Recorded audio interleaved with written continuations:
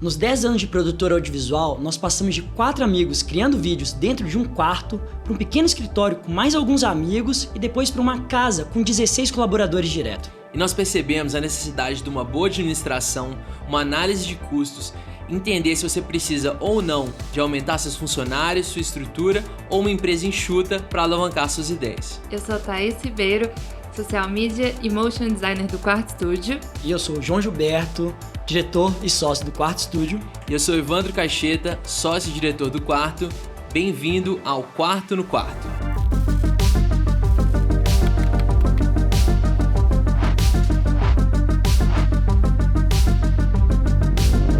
Então, gente, pra gente começar a conversar sobre isso, como que vocês começaram a empresa de vocês em questão de estrutura? A gente começou em 2011 com 4 amigos e o Quarto na época não era uma empresa necessariamente, era muito mais um coletivo, né? A gente se uniu com o objetivo de criar audiovisualmente. Isso foi uma coisa muito interessante, porque o objetivo não era o monetário, né? Então a gente começou a crescer de uma maneira muito orgânica, né? Tem dois lados, porque por um lado a gente começou a crescer fazendo o que a gente gosta, por outro também a gente começou a crescer sem uma análise administrativa, sem uma estratégia administrativa no primeiro momento. Eu acho que tem um questionamento e uma dúvida que é muito latente hoje de quem quer empreender, que é assim, preciso ter um modelo de negócio já certinho, já planilhado, o que vai ser o meu nicho de atuação. Isso é importante? Isso é importante, sim. Mas eu acho que você ter amor à ideia e você acreditar no projeto que você está fazendo é mais importante ainda. Porque a partir desse momento que você se envolve com o projeto, se envolve com a proposta, se envolve com a área de atuação, as coisas vão vindo de uma maneira natural, né? As outras questões, elas vão surgindo, mas você vai conseguindo resolver também de uma maneira natural. Então, eu acho que isso que foi muito importante na nossa trajetória. E aí, a partir desse momento, a gente juntou dinheiro nos últimos 2 períodos da faculdade, que a gente começou o quarto ainda na faculdade, e alugou o primeiro escritório. Nesse escritório, a gente foi crescendo a empresa, igual a gente falou em outros episódios, no nicho de aftermovie, e a gente começou a sentir necessidade de mais profissionais. Exato. Que casou também com amigos nossos, pessoas que a gente gostava, pessoas que acreditavam no que a gente estava fazendo, procurando a gente para que entrasse na empresa e aprendesse também aquele ramo. Eu acho que é interessante uma coisa que às vezes as pessoas estão entrando na área do audiovisual, ficam muito ansiosas também, assim, nossa, quanto que eu vou ganhar? A gente não tinha câmera quando a gente começou, a gente não tinha computador. Mentira, o Evandro tinha uma câmera que no primeiro evento a gente queimou ela. Então, assim, a empresa ela já começou com todas as possibilidades para dar bem errado, assim, né? Então, isso foi ótimo. Eu acho que esses problemas vindo no início são bons, porque a partir do momento que você se confronta com eles, você vê que não, é isso que eu quero mesmo. Então, assim, é interessante falar que, igual nessa trajetória, quando a gente ficou no primeiro escritório, de 2011 a 2014, a gente não tinha salário, a gente não recebia nada. A gente estava ali acreditando no projeto e montando a estrutura, entendendo o negócio, foi que a gente começou a ter o que seria um Prolabore. É legal falar isso porque eu acho que a gente, pensando no modelo de negócio, a gente estava querendo criar as circunstâncias ideais para a gente nascer aquilo ali, né? Então, a gente estava tendo um espaço físico em que a gente pudesse compartilhar as ideias, ter os computadores que a gente precisava, ter o equipamento. Então, isso foi prioridade no primeiro momento. Acho que isso é legal. E aí, com o crescimento na empresa, também a gente teve um aumento de demanda, né? Que muitas vezes esse aumento de demanda foi exponencial. E para suprir esse aumento, a gente começou a contratar mais pessoas para aumentar a estrutura e foi crescendo. E esse escritório não cabia mais o porte da empresa. E aí a gente levou toda essa equipe para uma casa, que foi muito legal, assim, foi uma super conquista para a gente. E lá a gente começou a estruturar uma nova etapa da empresa. E nesse momento a gente estava principalmente em aftermovie e ativação de marca. E nesse momento a gente fez a transição para projetos publicitários. Só uma coisa voltando aí no nosso primeiro escritório, a gente tinha uma mesa de ping-pong que funcionava como mesa de reunião também. E aí a gente entendeu que não cabia mais gente quando a gente estava usando ela também como mesa de trabalho. Então a gente tinha bancado de um lado, tinha bancado de um outro. E aí, de repente, a gente estava ocupando a mesa de ping-pong, a gente não podia jogar nem ping-pong, nem fazer fazer reunião mais, porque era tanta gente ali que não comportava. E assim, a gente foi contratando as pessoas de acordo com a nossa necessidade. A gente pegava mais trabalhos e a gente queria criar mais, então a gente foi contratando o meio sem ter um critério também, assim. Não sem ter um critério, porque a gente sabia as funções que a gente precisava, mas a gente foi escalonando sem formatar direito o que a gente estava buscando de novos clientes ou onde que a gente queria chegar também. A gente foi começando a contratar, e aí a gente foi para uma casa, né, no Santo Antônio, aqui em Belo Horizonte, que era uma casa maior que comportava muito mais gente, né, e continuou crescendo. Exato. E esse crescimento, assim, foi muito legal, foi uma experiência incrível ter essa equipe tão grande. Realização do sonho também. Mas, essa casa também. tem a casa era relação super do legal, sonho, com tinha umas certeza. festas lá que eram massa. Só que tem uma questão que quando você começa a aumentar muito sua empresa, seus custos, você também começa a ter a necessidade de produzir muito mais. E aí tem o outro lado, que isso acaba virando uma bola de neve, assim. Então, você tem um custo muito alto, significa que você tem que vender muitos projetos. Para suprir esses projetos, você precisa ter uma equipe muito grande. E você vai escalonando a empresa. Existe, sim, a possibilidade de você fazer isso de uma maneira completamente organizada, mas pela nossa experiência, grande parte das empresas que acontecem esse tipo de coisa, elas acabam crescendo mais, talvez, do que seria ideal, no sentido crescendo de estrutura, né? E é importante falar isso porque foi uma coisa que aconteceu com a gente.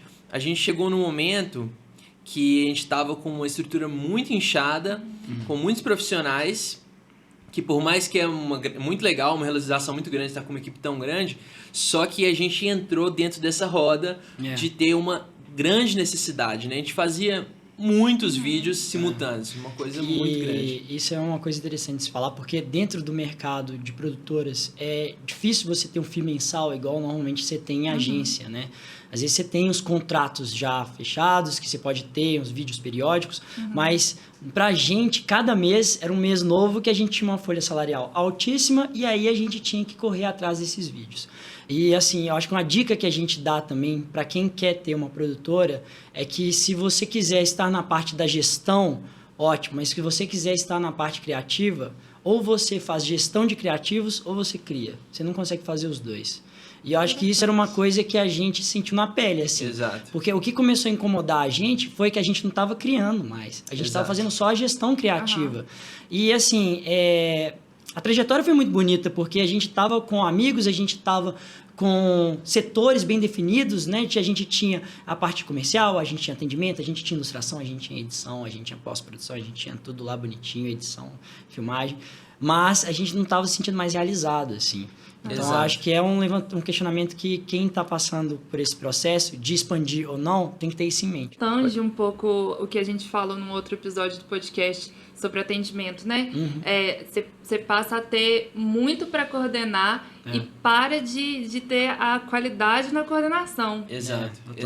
E tem outro fator, né? Quem monta uma produtora audiovisual, quem entra nesse mercado, eu acho que a primeira coisa que faz ela entrar é ser criativo, né? É a possibilidade de criar. E Total. chega um momento, quando você tem uma estrutura de empresa tão grande assim, você quase que para de criar no sentido mais prático da coisa, né? Você fica Fazer gestão distante, mesmo de projetos. Você vira um gestor. E isso é frustrante, assim, né? Tipo, acho que não tem nem outra palavra. No nosso caso, chegou o momento... Eu acho que assim, a gente se sentiu muito realizado pra gente ter essa estrutura, mas acabou sendo um pouco frustrante porque a gente queria voltar pra produção, né? Pra criação. Exato. Então, a gente começou a sentir falta. E é muito desgastante também Vocês gerenciar. sentem que vocês atravessaram por uma parte gerencial administrativa mais do que a parte criativa. Exato.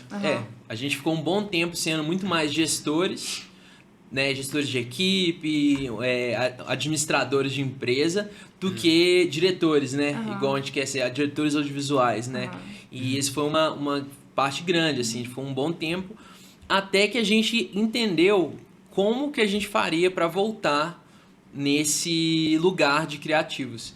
E a estratégia que a gente tomou foi de diminuir a nossa estrutura, diminuir a quantidade de pessoas que estavam dentro da empresa diretamente e passar a contratar por meio de projetos.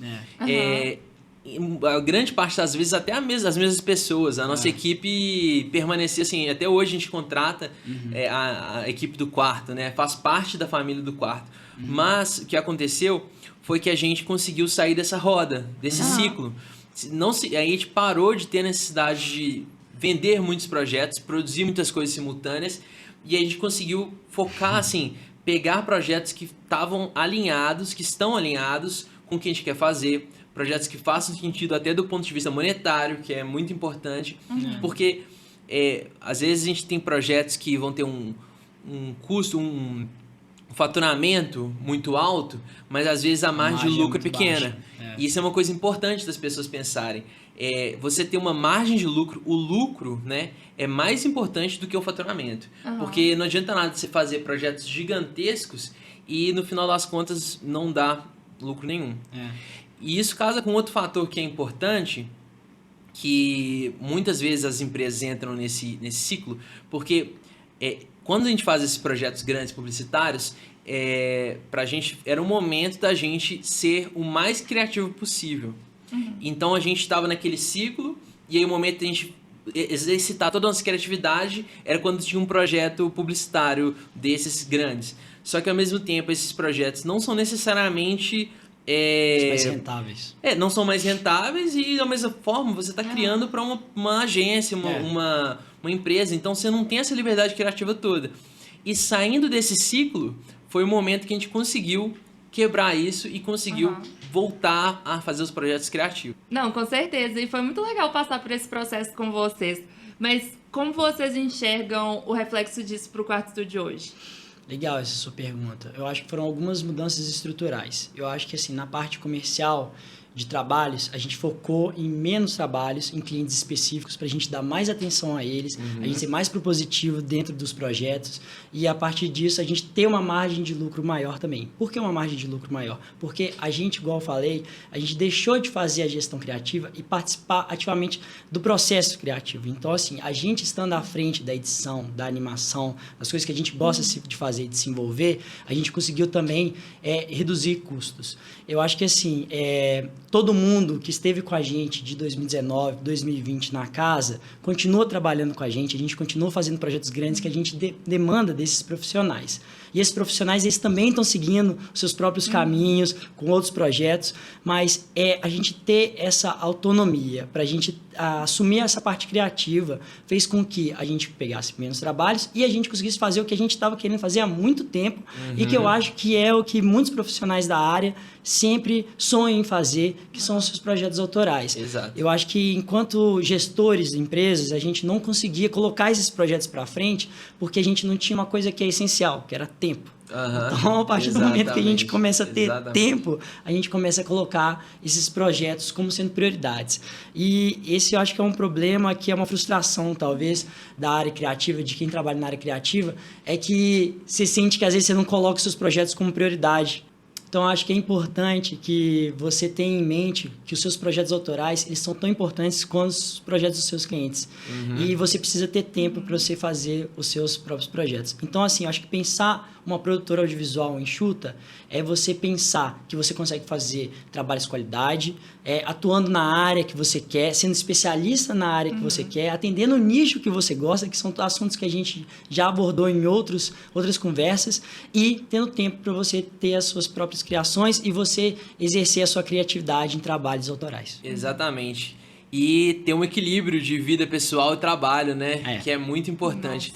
Porque às vezes a gente fica com essa ideia de ser workaholic, é uma coisa maravilhosa, e a gente, como ex-workaholics, né? Não que a gente não trabalhe muito ainda, né? Mas de pessoas que ficavam presas nessa rotina de trabalho excessivo, a gente perde em vários outros fatores da vida, né? E a gente conseguir ter tempo significa que a gente tem tempo até de criar os nossos projetos, ter tempo de ser criativo e ter tempo até de pensar em como ganhar mais dinheiro, né? Exatamente. E essa vanglorização de ser workaholic é tipo assim, muito do passado Exato, mesmo. Tipo assim, exato. não faz sentido mais. A gente tem que fazer a roda girar, mas também com o que a gente ama, né? E vocês fizeram isso agora, nós fizemos isso agora com o Azul Escuro. Exato. E eu acho que o Azul Escuro e os outros curtas que a gente está produzindo são um reflexo da gente conseguir sair dentro desse ciclo, né? A gente conseguir ter uma divisão dos nossos trabalhos dos clientes, ter uma divisão dos nossos trabalhos pessoais e da nossa vida pessoal. Eu acho que a gente tá... É tudo uma caminhada, né? A gente não quer dizer que a gente resolveu a equação de trabalho versus tudo, mas só de você ter essa concepção de que você não precisa de ter uma ultra estrutura, não precisa de ter uma equipe gigantesca e ter gastos gigantescos para ter uma empresa de sucesso, porque o sucesso... Ainda mais igual você está falando hoje em dia, reflete muito mais em você ter um bom equilíbrio de vida-trabalho, você ter uma boa margem de lucro e você ser apaixonado pelos projetos que você faz, né? Com Eu acho que certeza. isso que define o sucesso na nossa humilde opinião de 10 anos depois de muito trabalho, né? Sem dúvida alguma. Nossa, fiquei até motivada, tipo, inspirada. E com os nossos projetos passionais, uma coisa que a gente entendeu é que a gente se conecta muito mais com a nossa paixão pelo audiovisual. E isso tem sido materializado através dos nossos curtas. E para você que está nos escutando, assim, saiba que não é só porque você tem um projeto autoral, que seja sua paixão nos tempos livres aí que você tenha, não significa que você consegue monetizá-lo também. Nos curtas que a gente está criando, a gente tem essa preocupação. E a gente acredita que os nossos sonhos são sonhos também de outras pessoas, e os nossos projetos conectam também com outras pessoas. Então, assim, saiba que se você tem um projeto autoral, ele pode e faz sentido para outras pessoas, e isso pode ser também monetizado, e isso pode, inclusive, ser o seu trabalho no Com futuro certeza, próximo. João, concordo 100% com você. Eu acho que os projetos passionais, eles realmente unem a gente. E se você quer saber mais sobre projetos passionais, sobre projetos audiovisuais no geral, ou quer conteúdos do tipo dessa conversa que a gente teve aqui agora, segue a gente no Instagram. E se você tá vendo a gente pelo YouTube, se inscreve no canal e comenta aqui pra gente quantas horas por dia você tá gastando no seu projeto passional. Se você está passeando com o seu cachorro, lavando a louça, limpando a casa, ou então editando o vídeo no Premiere sem o som, você pode acessar o Quarto no Quarto em todas as plataformas de áudio disponíveis na internet ou então no Spotify para escutar mais do nosso conteúdo. Até a próxima!